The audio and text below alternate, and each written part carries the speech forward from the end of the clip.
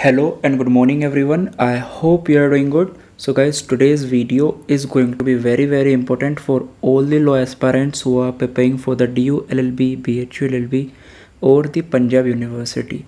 In today's video, we are going to look up at the technologies which are being used in the Supreme Court of India, and it is one of the most important legal current affair for any law entrance examination. So watch the today's complete video and make sure that you write along with me so that it will help you at the time of the revision. And if you are new to the channel, make sure you subscribe to the channel and hit the bell icon so that you won't miss any of our future video. With this, now let's start with our lecture. So our first software is the SUVAS. This is SUVAS SUVAS इसको हम बोल सकते हैं. So it is basically launch in the year 2019 and the full form of it was Supreme Court Vidhik Anuvad System. And remember one thing, whenever you are covering this software, you have to just focus upon the two things. Number one, you have to understand or you have to learn the full form, plus you have to learn the aim, the objective. So there are two things which a student should know. Number one is the full form and another one thing is the aim, or I should say the objective. So SUVAS and the full form is Supreme Court Vidhik Anuvad System. And now when you will be knowing about the aim, the objective, most of it would be clear from the name itself, from the full form itself. Now you know what is Vidhik. Vidhik is a Hindi term which mean law in English. Anuvad simply means translation. So here we go, and here we see that it is machine assisted translation tool. This is the keyword, underline it. It is a translation tool. So its work is to translate the document. All right. And again, why is it so? Why? See, it is a translation tool, we know it, but why exactly is it in the Supreme Court of India? What Supreme Court of India will do with this particular software, with this particular tool? So the Supreme Court will translate English judicial documents like orders, like judgment, into 9. Remember, it is not just 1 2, it is 9 vernacular languages, scripts, and vice versa. Vernacular means local languages like Hindi, Tamil, regional languages I should say. Alright. So for example, Supreme Court can translate English judicial document to the regional language, let's say Telugu, or let's say Kannada, or let's say Hindi. So it is possible for the Supreme Court with this particular software. And it is the first step in introducing the artificial intelligence into the judicial domain.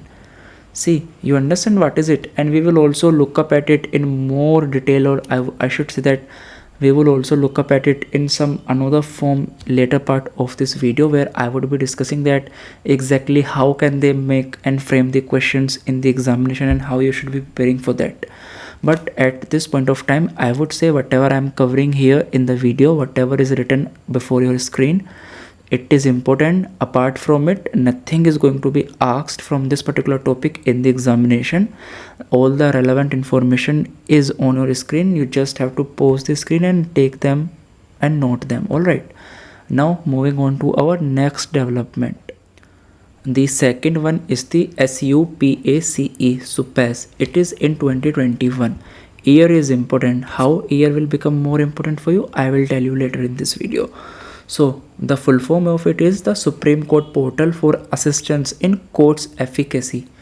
So you understand, see, it is work for assistance. It will assist the court in efficacy, to increase the efficacy. So again, there shall be a question in your mind, like how exactly this software will help the Supreme Court of India to increase, to boost its efficacy.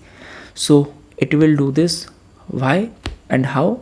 Since, see, it is a tool that collects relevant fact and law and make them available to judges. All right.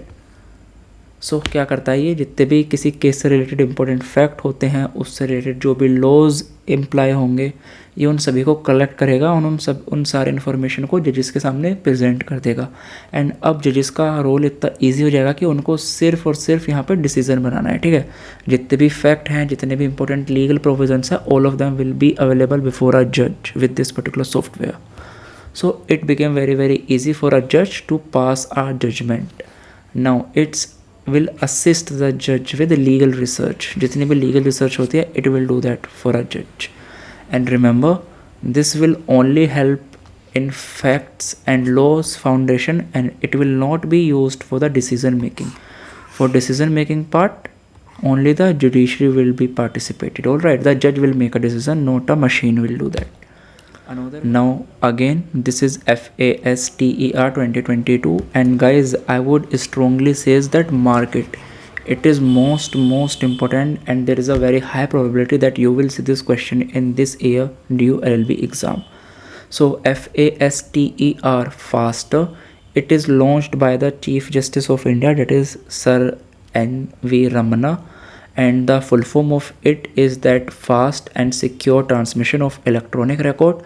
So with the very full form, you guys can get the exact idea about what is it going to be. Its simple work is to transmit the electronic record fast as well as secure. So for example, the Supreme Court has to send a bail order. Supreme Court give bail to an accused. So Supreme Court will send their bail order to the jail authority, let's say Tihar jail authorities. So the Supreme Court will send its bail order to the jail authorities through the faster, and this will help Supreme Court to transmit its document, to transmit its orders very fast and in a secure fashion.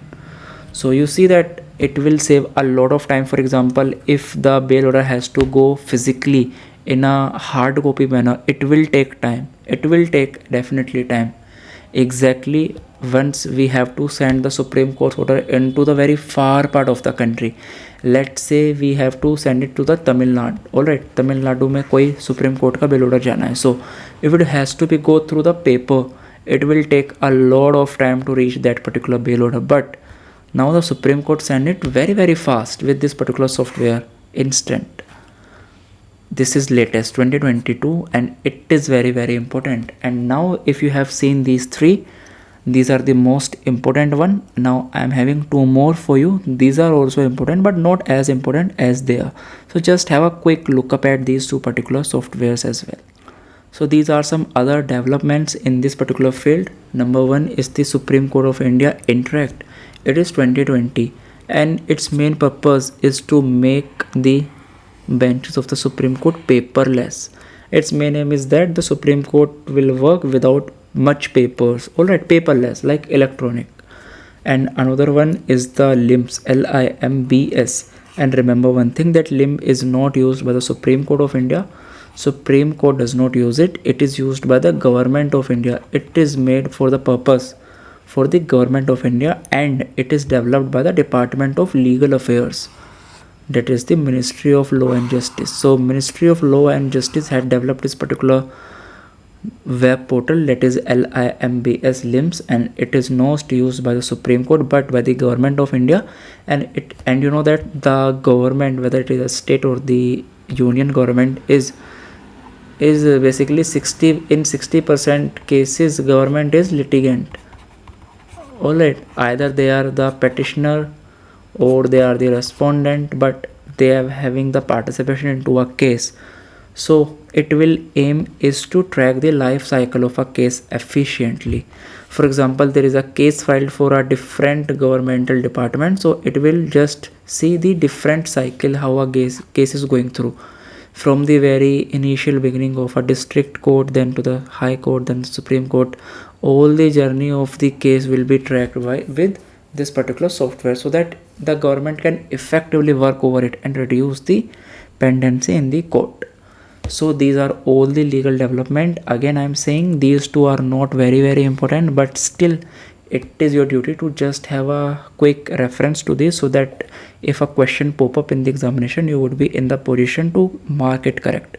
The three which we discussed before, those are very important, and there is a very high probability that they would ask you a question from those, especially to the faster. So you have to mug up all those three very religiously.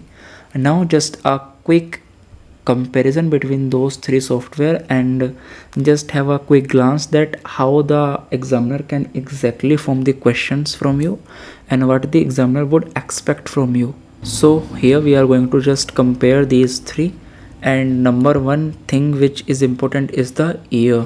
All right, it is 2019, it is 21, and it is 2022.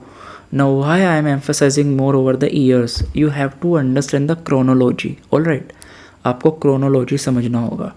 Now they will give you like, consider the following software in regard to the Supreme Court of India and arrange them in the chronological order. They will give you the question like that, or they will ask you that which is the first artificial intelligence software introduced in the Supreme Court. You will understand it is SUVAS. All right, they may give you the question like latest one, you will say it is faster, or they may just ask you that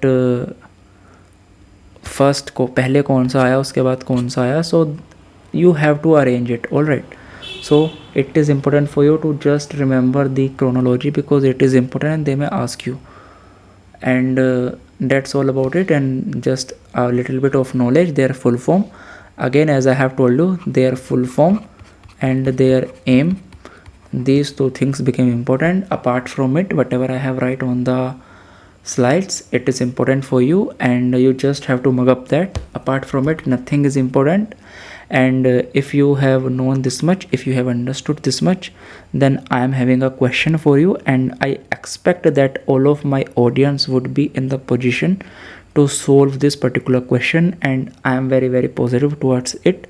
So just take a look at the question and see how many of you could exactly solve the question.